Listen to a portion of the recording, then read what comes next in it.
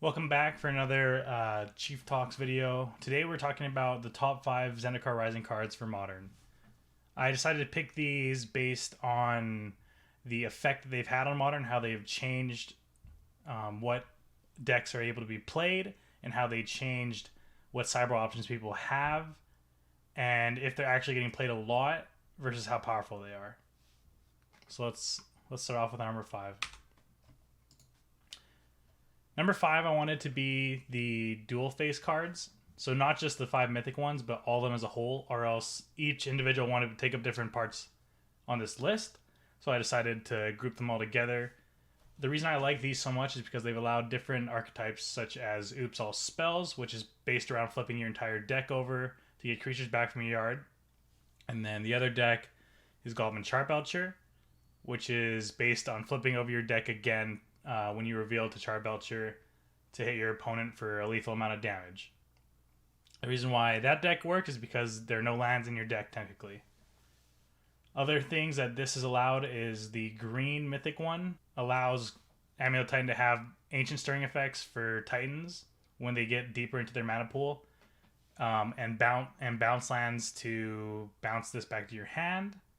The Aghanim Awakening, the black mythic one, allows you to play it with your Death Shadow, which I think is very strong, because dealing 3 to yourself with a single land, not having to fetch, oddly seems pretty alright. And late game, being able to get back your creatures when you flood out or the game is going long anyways, I'm a big fan.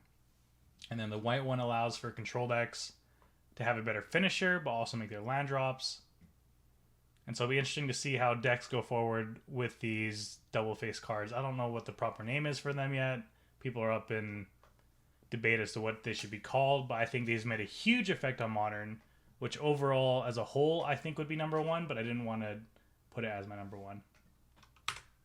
Number 4, Omnath, Locus of Creation.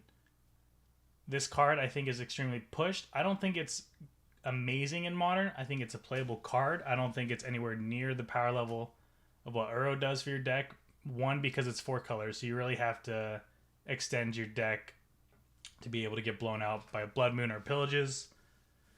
I don't think it does enough for Modern because it doesn't hit creatures is the biggest thing.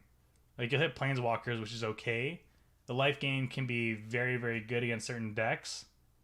I just think it's a very strong all-around card that you play because of the stats you get from it, the card draw on top of it, and then it allowing you to not get run over by aggro and allow you to ramp like crazy. So I think it's a very playable card in different decks. I think this is the weakest card on my list, as crazy it is for the effects it'll have on Modern. It is a very fun card to play. I play it in all my expensive Niv decks or my 1200 ticks freaking money tribal decks. I'm a big fan of letting this card grow and see where people take this to see if it's actually a staple in Niv Mizzet or a staple in a 4-color control deck with Uro that we used to do in the past with Astrolabes. But I think this is the least powerful card. It won't affect Modern as much as the other ones, but it's a card that you can now play in Modern. Rune Crab. I think Rune Crab is another big addition because it allowed Mill to have more of a backbone, having a turn 1 play, where before it was great to have your turn 1 crab, but now you have 8 turn 1 crabs you can have, doubling the number of cards you can have turn 1 that allow you to be more consistent, which Magic is pretty much coming down to is a game of consistency. How often are you able to play your 1, 2, and 3 every single match? And having 8 cards versus 4 for having the same effect of milling 3 is very strong. The likelihood that they have a turn 1 crab is double what it was before, and that was always the scariest turn 1 crab go, because they're going to get these incidental value just from playing their lands, and you're not able to counter it. You have to blow your removal. If you have a removal, you don't always have one, and then these cards can just run away.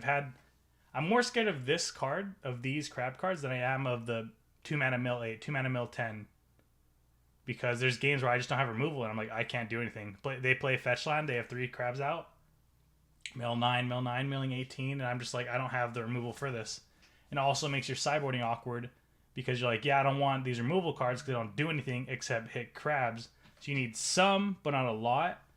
And so the issue is when they have a lot of these crabs to put out and you have reduced the number of fatal pushes or bolts that you have to remove them, it makes it hard to create a balance to be able to not die to them. And so recently, Mill has won the Modern Challenge, which is a big part into this card, but also different cards that have been printed to allow blue-black to have answers to things they didn't have before. Such as Feed the Swarm, which allows you to destroy target enchantment or target creature, dealing with enchantments that Mill could not have done with before as easily. They would have Echoing Truce, but then you're stuck with Echoing Truce in your sideboard. So I think it gives you a more versatile option, or to play both, so you can have like 2 Truce and 2 Feed the Swarms. So I think going forward, it's a kind of a deck like Dredge, which you have to respect. And when it's not respected, when you're not having your sideboard there to be able to focus on it, it'll just randomly come around and take matches from you. And for number 2, Scourge of the Skyclaves.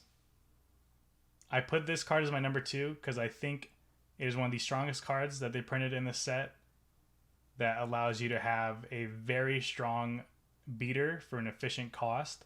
I've had this come down turn 3 as a 10-10. I've been playing it turn 2 as a 4-4, usually a 3-3, depending if your opponent fetch shocks or if you get a prowess creature to hit them. I don't think you'll ever kick the card, mainly because your life total is usually pretty low when you have 7 lands out as these aggro decks that deal damage to yourself. So I don't think the kicking cost, 1, is worth it. 2, the actual times where you'll have the opportunity to kick it, because you need 7 lands out, which is so much for these type of decks. Most of them don't even have 7 lands that come into play untapped, or like you'll have 7 lands to play to pay for this cost.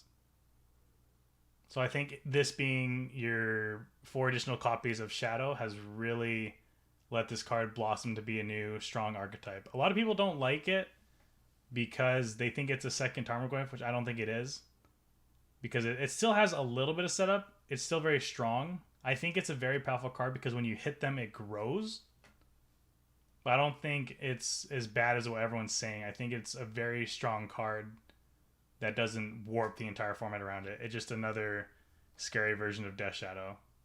And it's also 2 mana, which is a big difference. So you're usually not going to be playing it in your Grixis Death Shadow decks to hold up your stubs, because 2 mana is still a lot for those decks. But I still think it's going to be a big threat going forward. And I didn't put it as my number 1 because I think number 1 has changed a lot more decks than this would have. And my number 1 pick is Cleansing Wildfire. I love this card because it's not only a sideboard option, but it's basically allowed Jeskai control to be an actual deck again. I used to hate playing Jeskai, but once this came out, it's changed my whole thoughts on the archetype and kind of a way to like play control. And the reason why is because of this card. Flagstone's a Trokir. The way this combos with each other is turn 2, you play out your Flagstones, you Cleansing Wildfire it, you blow it up. Not only do you draw a card replacing the Cleansing Wildfire, you're also ramping yourself, which is very strong in a Jeskai deck. Because you're able to catch up with the cards such as Path and Bolt, but the issue is how fast you're able to play that Jace or hold up that Cryptic. And so being able to do that turn 3 is insanely powerful for a deck like Jeskai, because you're able to get all those cards back that you're losing. Because usually, because you're playing Jeskai, you're giving them the land with a Path, or you're having to 2-for-1 yourself with double Bolt on a creature such as Goyf. And so having that Jace to get back that card disadvantage is huge. And so I've been having a lot of success lately with Jeskai because of it. But I also think Cleansing Wildfire is a very strong card because of the sideboard option it allows aggro decks to have. The fact that this costs 2 versus 3 is very important, because when you go up against decks like Tron, you're able to destroy that land on turn 2 when you're on the draw. Where usually if you're on the draw, they're going to go turn 3 Tron, cast Karn, and you'll lose the game on the spot. And you'll have that Blood Moon in hand that didn't do anything. So that's a big reason why I'm a big advocate for this card. And it replaces yourself, which is very big for it to be more than just a destroy a land card. It gives more options to combating Amulet Titan, which I think is very relevant, to be able to kill that bounce land and still have the card, or to go your turn 1 prowess creature. You're keeping up pressure and redrawing, which is very strong. I think it gives a lot of versatility to aggro decks, which is a big thing, which I think the format needs, is the ability for people to actually play aggro and not lose out to these decks going far over it. And so I think more archetypes are opened up, and I think a lot of decks have a stronger sideboard option because of this card. So that's why I put it as my number 1 over the Scourge of the Skyclave, because I think it allows way more options to be used by different decks.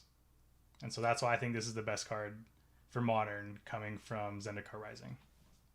Hope you have a good day. Be sure to subscribe. You can click down low for my link to Twitch to follow our sub there as well. And I hope you guys have a wonderful day.